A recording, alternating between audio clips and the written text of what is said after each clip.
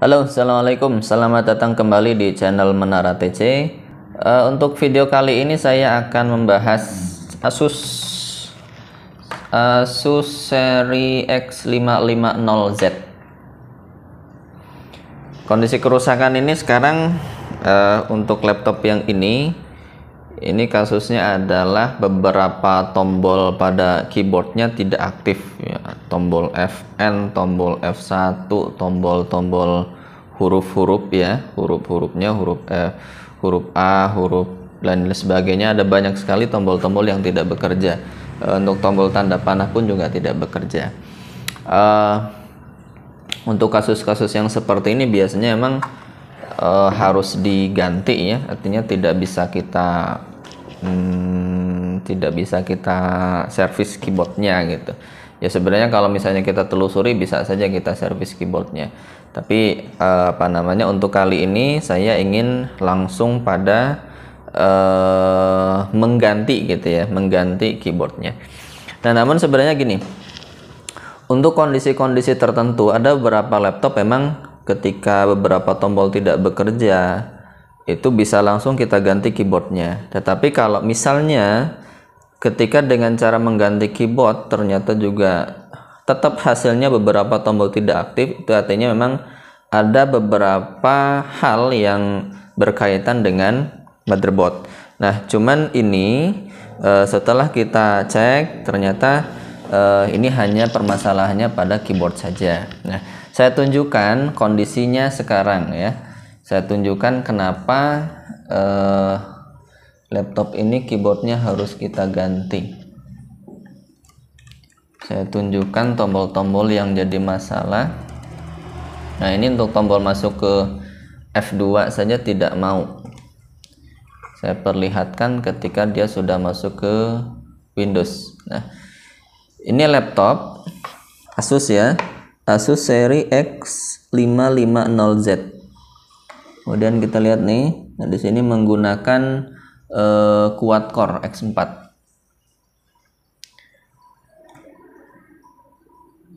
Generasi 10 dia sudah.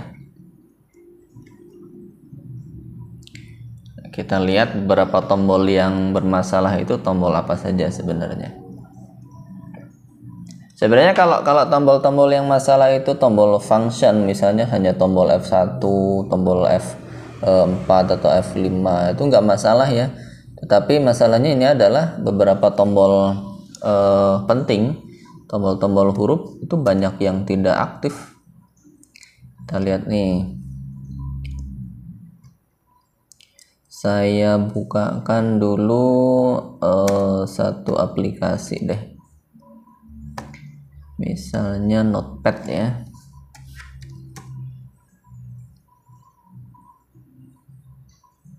Notepad. Oke, kita lihat huruf A tidak mau, huruf S mau, huruf D tidak mau, huruf F tidak mau, huruf G tidak mau, J tidak mau, K mau, L mau, Q mau, W tidak mau, E tidak mau. Nah, ini artinya banyak sekali tombol-tombol yang memang tidak aktif gitu ya. Artinya ini memang kalau kita biarkan saja ya tidak bisa dipergunakan, kan, tetapi bisa kita gunakan keyboard USB misalnya begitu. Nah, untuk hal ini kita akan langsung mengganti ya, kita akan langsung mengganti keyboardnya. Artinya nanti prosesnya nanti kita akan bongkar laptop ini, kemudian kita gantikan keyboardnya. Nah, perlu kawan-kawan ketahui bahwa keyboard ini kan satu frame ya. Keyboard ini dengan frame atau satu frame dengan casingnya, berarti memang prosesnya adalah nanti kita harus bongkar laptopnya dulu, kita lepaskan casing bagian atas, kemudian kita pasangkan. Kalau keyboard yang biasa itu ya, artinya yang berada di bagian atas cukup langsung kita lepaskan saja dan kemudian kita ganti, itu gampang. Nah, tapi kalau ini karena dia satu frame dengan casingnya, maka prosesnya adalah kita bongkar dulu. Oke, langsung saja kita lihat prosesnya. Oke, di sini saya sudah menyiapkan perlengkapan yang kita perlukan. Di antaranya adalah keyboard penggantinya, ya ini masih baru, si original. Kemudian kita perlu obeng seperti biasa. Obeng pastikan untuk kawan-kawan yang baru mau membuka ataupun masih pemula untuk hal bongkar pasang laptop ya. Pastikan obeng yang punya magnet, jadi supaya nanti mudah melepasnya. Kemudian kita juga perlu mempersiapkan ini pinset ya, jika nanti diperlukan untuk mencungkil. Kemudian kita juga perlu mempersiapkan ini, jadi perlu menyiapkan solder ya. Saya gunakan solder ini karena solder yang biasa saya tidak punya. Nah, kenapa kita butuh solder? Karena nanti kita perlukan untuk melepaskan keyboard dari frame ya, dari frame casingnya gitu ya. Oke, jadi kalau memang kita pengen membongkar laptop ini, saya ingatkan kembali bahwa ini laptopnya laptop Asus X550 ya, 550Z. Jadi prosesnya adalah kita lepaskan dahulu semua baut yang berada di bagian belakang tanpa terkecuali. Kita bongkar semuanya.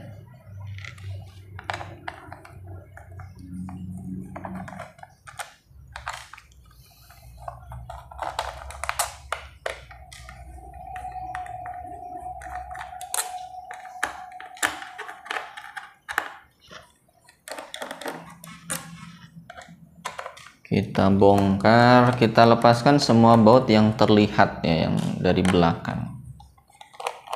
Karena memang ini nanti yang kita lepaskan itu nanti hanya casing bagian atas ya. Dan casing bagian atas penguncinya ada dari belakang, artinya dari bautnya ini. Nah, kemudian ketika ini sudah semua baut sudah kita lepaskan, nah kita cari celah yang bisa kita buka ya. Kita cari celahnya dulu. Nah, saya ambil dari bagian sini, misalnya usahakan punya kuku ya. Kalau misalnya tidak punya kuku, itulah tadi kita fungsikan pinset ya. Nah, seperti ini sehingga dia terbuka. Oke, demikian juga untuk bagian yang lainnya. Nah, bagian yang lain pun juga sama.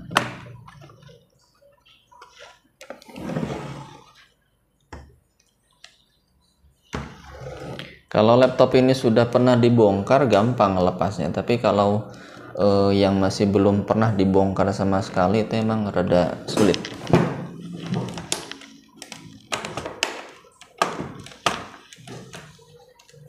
Oke. Nah, hati-hati dengan tombol power ya, karena baterai laptop ini dia di dalam. Jadi sebenarnya kalau yang biasanya kita lakukan itu adalah untuk melepaskan apapun atau untuk membongkar laptop itu baterai duluan yang kita amankan, artinya baterai harus kita lepaskan. Tapi karena ini baterainya ada di dalam, maka prosesnya hati-hati dengan tombol power ya. Artinya jangan sampai ketika kita melepaskan casing ini tombol power tertekan, dikhawatirkan nanti justru malah konslet. Nah, langkah selanjutnya adalah kita lepaskan dulu kabel fleksi khusus bagian power terutama ya. Nah, bagian power itu yang ini power, kemudian ini touchpad, kemudian ini keyboard. Saya lepaskan dulu bagian power. Nah, sehingga nanti kita nggak khawatir ketika ketekan tombol power, dia nggak masalah. Oke, kemudian tombol touchpadnya kita lepaskan, dan terakhir adalah tombol kabel keyboard ya. Oke. Nah, hingga inilah posisi keyboard ya, posisi keyboard input posisi keyboardnya nempel pada casing seperti ini. Nah, ini kalau kita perhatikan pengunci ini sudah pernah dibongkar teman-teman. artinya keyboard ini sudah pernah diganti ya, sudah pernah diganti. Jadi wajar saja kalau keyboard ini kembali bermasalah gitu ya. Kita nggak tahu dia perbaikan keyboard sebelumnya sudah berapa lama kan gitu. Oke. Untuk bodi utama bisa kita amankan. Oke, langkah berikutnya adalah kita lepaskan dulu, kita lepaskan tombol power ya, tombol power kita copot. Oke. Yap, langkah berikutnya kita lepaskan frame pengunci dari keyboard. Kalau memang ini sudah masih mengunci dan tipis, bisa langsung kita cungkil saja pakai pinset nih. Nah, ini bisa langsung kita cungkil. Tapi kalau yang masih ori, yang masih belum pernah diganti keyboard ini, biasanya penguncinya ini kuat, maka dibutuhkan solder untuk melepasnya. Ya, sebenarnya dibutuhkan solder itu tujuannya adalah supaya ini plastik penguncinya tidak rusak ya. Tapi karena ini sudah pernah dibongkar dan sudah tipis, maka cukup kita gunakan pinset saja supaya lebih cepat. Nah,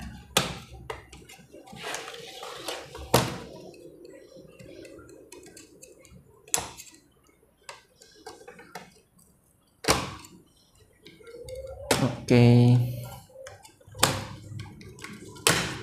Yap. Nah,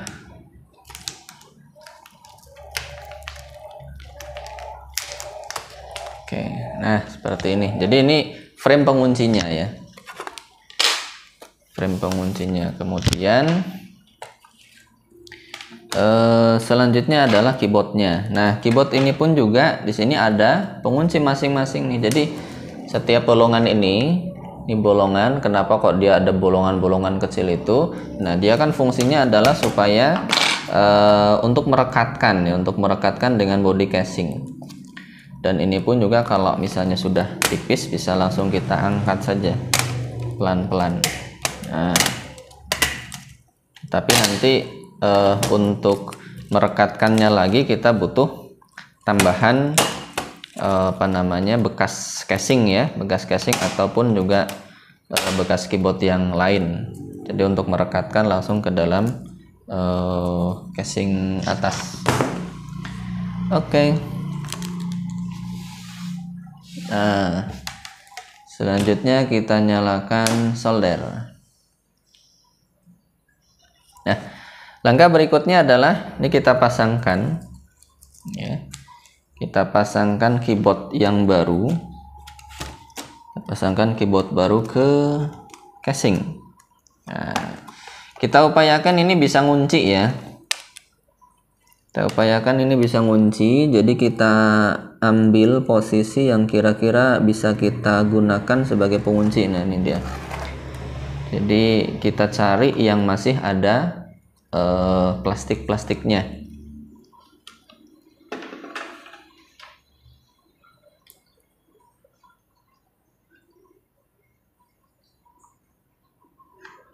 Oke, sambil menunggu solderan panas.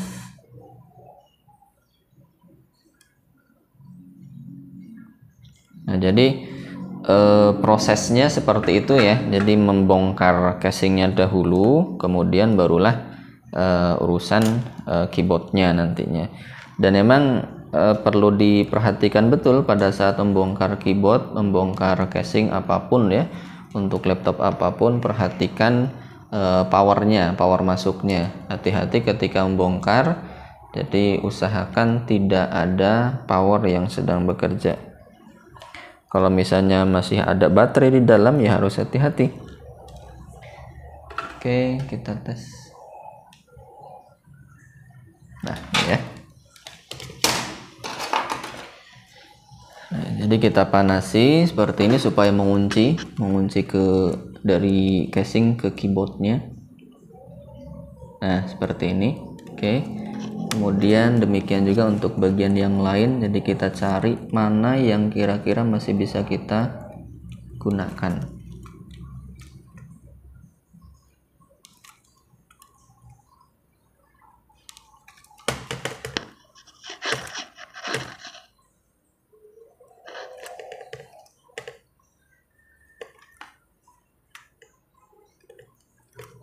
Nah, untuk harga jasa perbaikan ini atau pergantian keyboard bervariasi ya teman-teman, dan itu juga tergantung dari toko ataupun juga di daerah masing-masing itu berbeda-beda. Kalau untuk di kami di Menara TC, untuk perbaikan ataupun penggantian keyboard dengan model yang seperti ini berkisar antara 250.000 sampai dengan 350.000, tergantung dari model laptopnya seperti apa, kemudian model keyboardnya seperti apa. Tapi kalau keyboard yang biasa, yang tanpa frame, nah itu bisa kita pasangkan tanpa biaya pemasangan. Artinya cukup dengan membeli keyboardnya saja, nanti bisa kita bantu untuk memasangkan.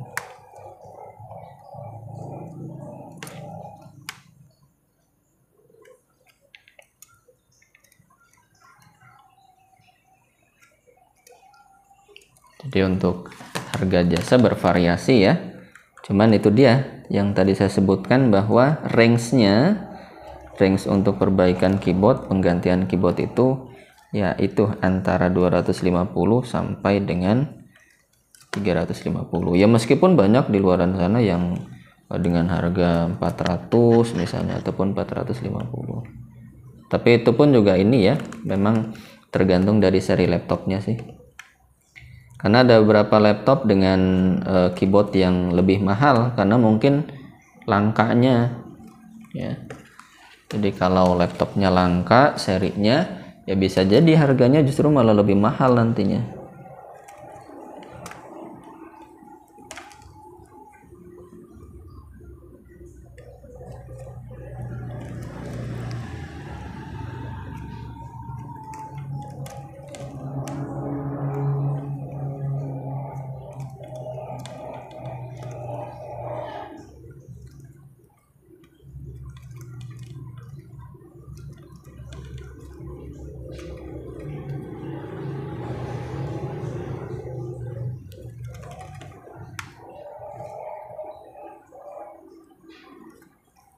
Oke, kita kunci semua bagian yang sekiranya bisa kita kunci.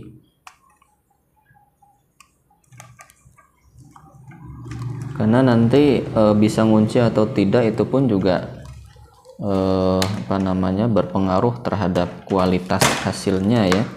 Makanya sebisa mungkin kita bisa mengunci semua bagian. Kalau kita bisa mengunci semua bagian, nanti kualitas hasil pengerjaannya akan lebih bagus.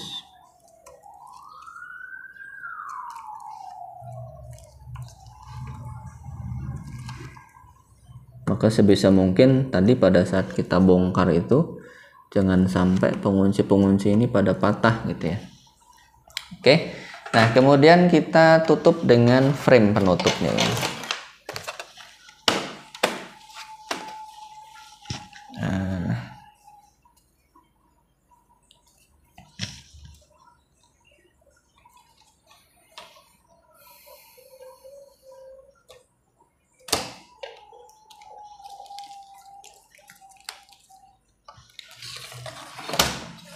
Juga sama, kita kunci ya, kita kunci.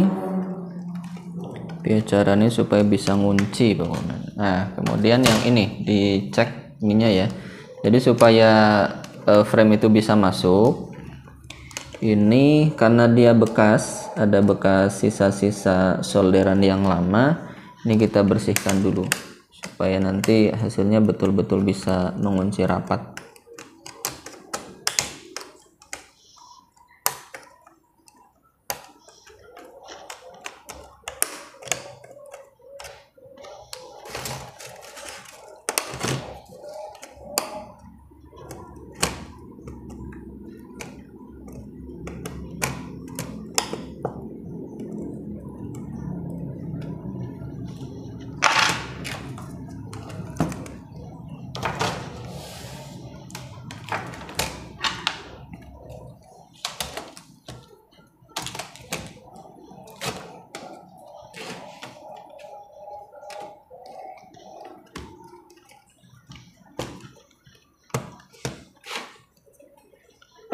Oke.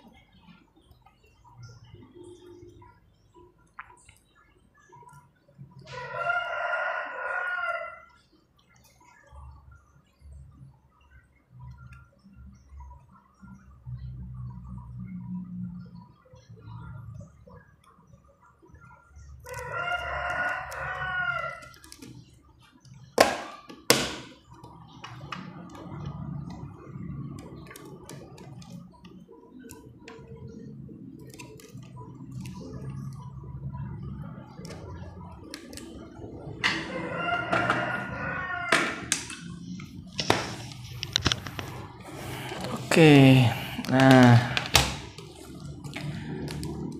Pemasangan keyboardnya sudah. Nah, langkah berikutnya kita pasangkan kembali nih.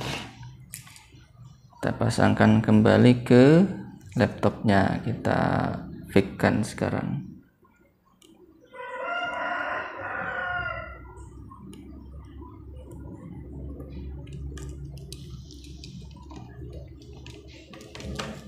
Oke. Tombol power kita pasangkan lagi ya. Sesuai dengan posisi awal.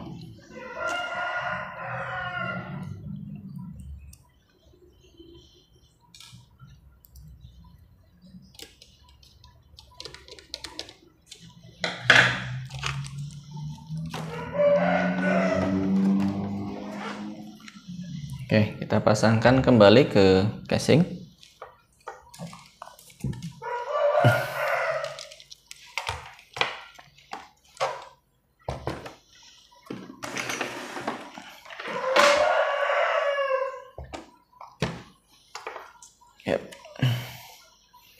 Tombol power terakhir ya kita pasangnya. Kita pertama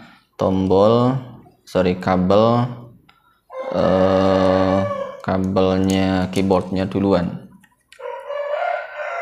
Kabel keyboard duluan kita pasangkan.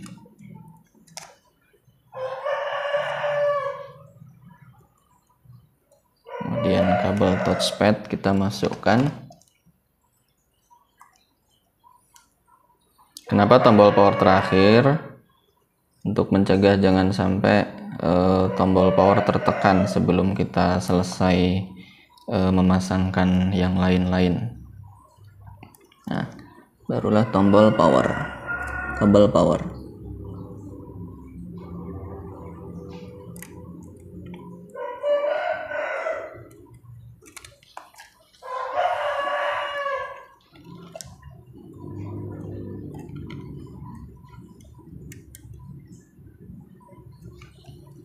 Pastikan tidak berkeringat pada saat kita memasangkan kabel-kabel ini. Oke. Nah, dalam kondisi seperti ini saya tidak mengunci dulu, saya cek dulu. Saya nyalakan, kemudian saya masuk ke dalam BIOS. Nah, tombol F2 sudah bekerja. Ya. Tombol F2 sudah bekerja, tanda panah sudah bekerja, tanda panah ke bawah juga sudah bekerja, tanda panah atas sudah bekerja. Oke. Nah, kalau sudah seperti ini, kita selesaikan sekalian. Kita bereskan pemasangannya.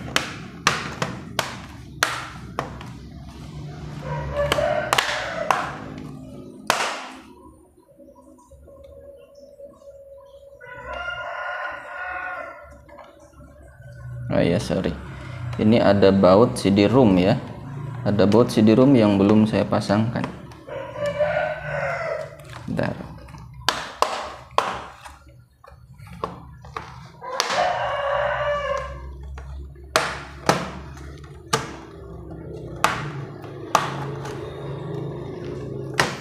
Baut CD-ROM. Oh ya, betul.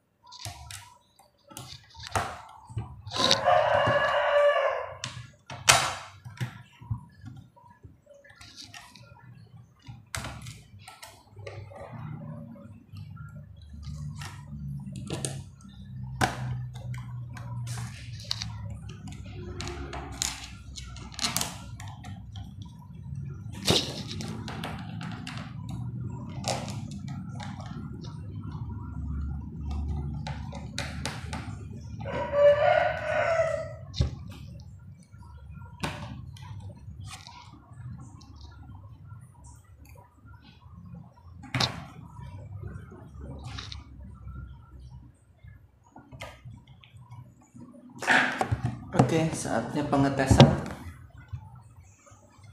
Kita tes, kita nyalakan.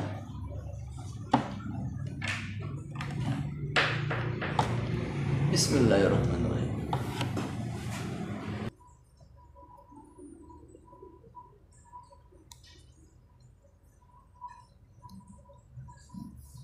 Oke, kita lihat. Kita cek sekarang. Saya buka notepad ya. Kemudian kita cek huruf-hurufnya. Huruf A mau? Situ kelihatan nggak ya?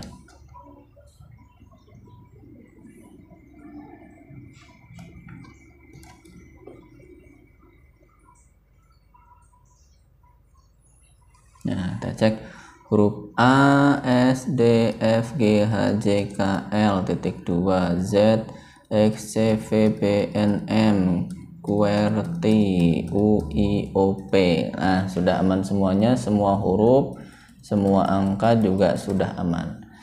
Oke. Nah, jadi demikian caranya untuk membongkar dan mengganti keyboard dari laptop Asus X550Z. Jadi diingat bahwa ketika kita pengen membongkar laptop apapun ya, laptop apapun itu usahakan tidak ada daya yang masuk ke dalam. Jadi kalau misalnya ada baterainya masih di dalam, maka nanti ketika proses melepaskan casing, pastikan kabel fleksi untuk tombol power kita lepaskan dahulu. Oke, demikian video untuk hari ini. Semoga manfaat untuk kawan-kawan sekalian. Thank you, sehat selalu. Assalamualaikum warahmatullahi wabarakatuh.